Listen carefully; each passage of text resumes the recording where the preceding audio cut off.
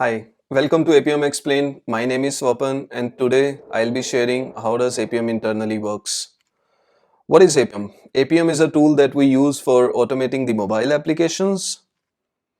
Before talking about how does Appium internally works, we need to mention its bigger brother, which is Selenium. So Selenium and Appium, they both work on the same principle. Selenium, we use it for the web browser, and Appium, we use it for the mobile applications. They even uses the same code base or WebDriver, so they use the same commands as well. But of course, Appium has some more commands which are mobile specific. On a very high level, how does Appium work? So you write your code in any of the language, then Appium execute that code on the devices and then send back the results. If I further break it down, Appium consists of client-server architecture. That means you can write your code in any of the language that Appium supports, and then whatever command that you are writing in any of the language, it is translated into the HTTP command to the Appium server, and then Appium server ultimately implements or execute those commands on the devices.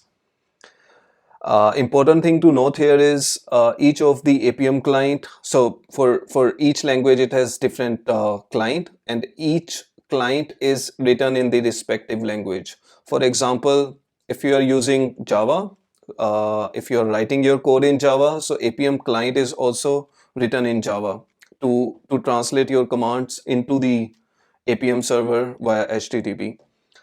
And Appium server actually is written in Node.js. That is the thing to be noted here.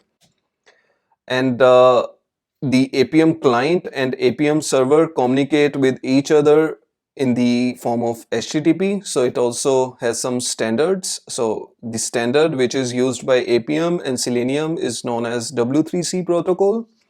And previously they were using JSON wire protocol, but now it is absolute.